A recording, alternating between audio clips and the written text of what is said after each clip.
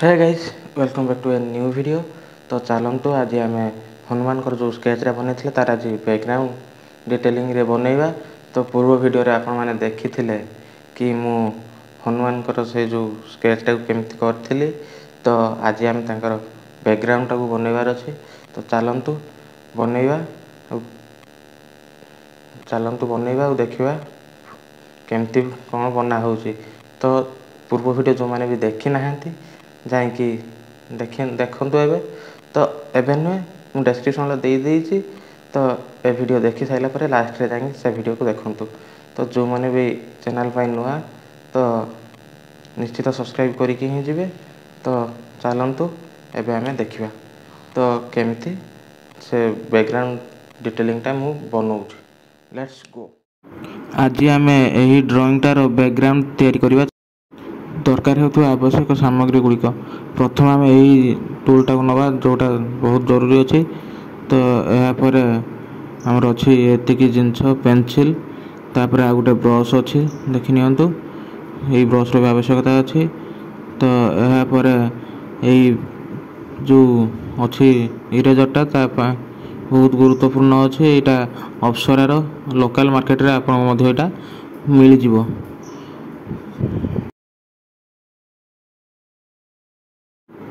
यही paper blender आवश्यकता बहुत रही। चलते यार बहुत कम अच्छे। तो ये चलते हम बनैबा। आरंभ करने पूर्व प्रथम देखु केमी घसिकी पेनसिल को ग्राफाइट कलेक्ट करुच्ची। तो देखु एबे पेनसिल मुनटी भांगी जाइए। जेहेतु पेनसिल मुन भांगीगला तेणु मु डायरेक्ट आउ गोटे पेनसिल साहाय्य पेपर को ब्लेंड कर नौची। तो देखु मु केमती ताकू ब्लेंड करुच्ची।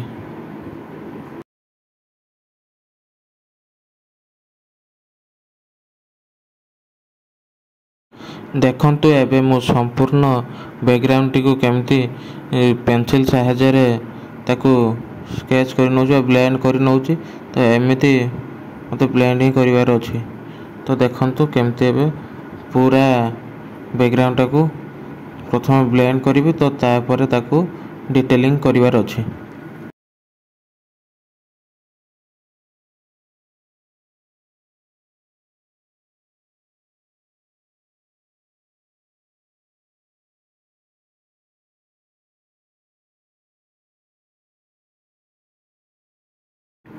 एबे देखु संपूर्ण बैकग्राउंड टी मु पेनसिल साहाय्य ताकू स्केच कर ब्लेंड कर।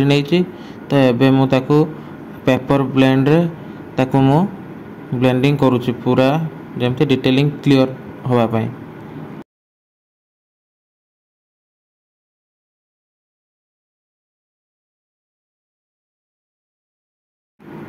एबे देखु मु पेपर ब्लेंड साहाय्य बैकग्राउंड रो प्रति कोण को मु केमती साइज करके ब्लेंड कर नौची। कहीं ब्लेंड करने द्वारा एबे मोर डिटेलिंग करने सुविधा ही हम। एटा मोर जेहेतु फ्री हैंड स्केच अच्छी। तो या डिटेलिंगटा बहुत जरूरी अच्छी। तो जमती ग्रिड मार्क होते आउ टिके सहज होता कि जेहेतु मु फ्री हैंड रे करुच्ची। तो एबे मोर ब्लेंडिंग सरी जाइए। तो एबे इरेजर माध्यम रे मु एबे ताकू डिटेलिंग देवी बैकग्राउंड रे सब डिटेलिंग हम।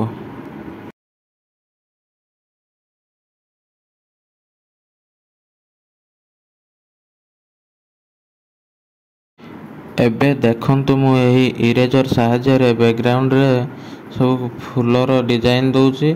तो पूरा डिटेलिंग करके मु विभिन्न डिजाइन देवी। तो देखि चलतु एबे केमती मु सब डिटेलिंग करुच्ची फूल शेप दौची इरेजर माध्यम।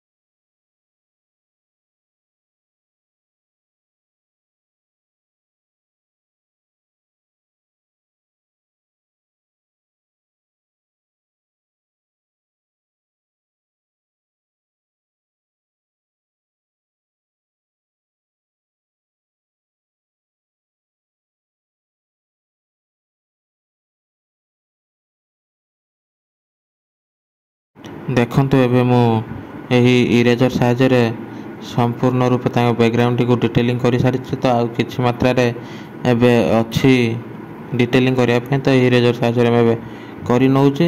ଦେଖନ୍ତୁ ଏବେ ଆଉ ଟିକେ ଡିଟେଲିଂ ଅଛି, ତ ଏଇଟାକୁ କରିନେଲି। ଦେଖନ୍ତୁ ଏବେ ଡ୍ରଇଂଟି ସମ୍ପୂର୍ଣ୍ଣ ହୋଇସାରିଛି। ତ ଏବେ ଡ୍ରଇଂଟା କେମିତି ଲାଗୁଛି ଆପଣମାନେ ଏବେ କମେଣ୍ଟ ମାଧ୍ୟମରେ କହିବେ। ତ ପୂର୍ବ ଭିଡ଼ିଓ ଯେଉଁ ଦୁଇଟା ୟାର ହେଇଛି, ତ ଯେଉଁମାନେ ବି ଦେଖି ନାହାନ୍ତି ଯାଇକି ଦେଖନ୍ତୁ। ତ ଏହାର ମୁଁ ସେ ପୂର୍ବ ଭିଡ଼ିଓ ଦୁଇଟାର ଲିଙ୍କ୍ ଡେସ୍କ୍ରିପସନ୍ରେ ଦେଇଦେଇଛି। ତ ଆପଣମାନେ ଜଲ୍ଦି ଯାଇ ଦେଖନ୍ତୁ। ତ ଏ ଭିଡ଼ିଓଟା ସମ୍ପୂର୍ଣ୍ଣ ଦେଖି ସାରିଲା ପରେ ତା'ର ସେ ପୂର୍ବ ଭିଡ଼ିଓ ଦୁଇଟା ଦେଖିବେ। ତ ଏହାର ଡ୍ରଇଂଟା କେମିତି ହେଇଛି ଆପଣ କମେଣ୍ଟରେ କହିବେ।